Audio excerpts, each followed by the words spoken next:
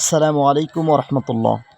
প্রিয় মুসলিম ভাই ও বোনেরা, আপনারা যেই রুমটি দেখতেছেন এটি হচ্ছে আমাদের হেফজ বিভাগের ক্লাসরুম। আমাদের হেফজ বিভাগটি এটি কেবল একটি সাধারণ ক্লাসরুম নয়, বরং এটি দিনের পথে নিজেকে উৎসর্গ করা এক ঝাঁক কচি মনের স্বপ্ন গড়ার আঙ্গিনা। ভিডিওতে হয়তোবা আপনারা দেখতেছেন ছাত্ররা খুব ঘন হয়ে বসে আছে। সত্যি বলতে মাদ্রাসার নিজস্ব রুম না থাকায় আমাদের ছোট ছোট তালিবে ইলমদের লেখাপড়া করতে অনেক কষ্ট হয়।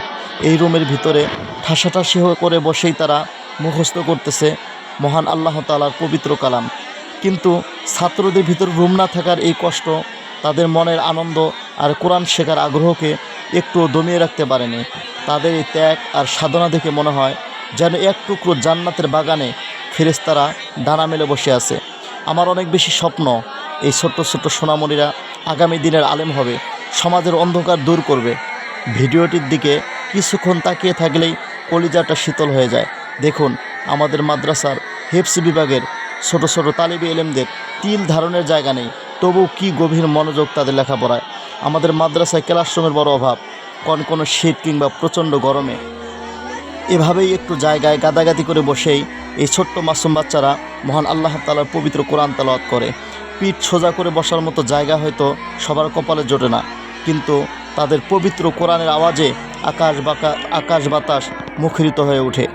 জান্নাতের বাগান কেন বলছি? পৃথিবীর জৌলুসপূর্ণ অট্টালিকার চেয়েও এই ছোট্ট ঘরটি অনেক বেশি পবিত্র, কারণ এখানে কোনো দুনিয়াবি লোভ নেই কোনো অহংকার, আছে শুধু মহান আল্লাহ তাআলার সন্তুষ্টির জন্য নিজেকে বিলিয়ে দেওয়ার এক চরম আকুতি। অভাব আর কষ্টের মাঝেও এদের চেহারার নূর বলে দেয় এরা দুনিয়ার মেহমান নয়, এরা জান্নাতের মেহমান। হয়তো তাদের কষ্ট হয়, কিন্তু কোনো অভিযোগ নেই। বিছানা ছোট, পড়ার টেবিল নেই, বসার জায়গা সংকীর্ণ, তবু এই ছোট ছোট হাফেজদের মুখে কোনো অভিযোগ নেই। তাদের একমাত্র লক্ষ্য হলো কোরআনের প্রতিটি অক্ষরকে হৃদয়ে গেঁথে নেওয়া। হে আল্লাহ, এই জান্নাতের বাগানের ছোট ছোট ফুলগুলোকে আপনি কবুল করুন। তাদের কষ্টের বিনিময় হিসেবে এই প্রতিষ্ঠানকে দিনের এক বিশাল মার্কাজ বানিয়ে দিন।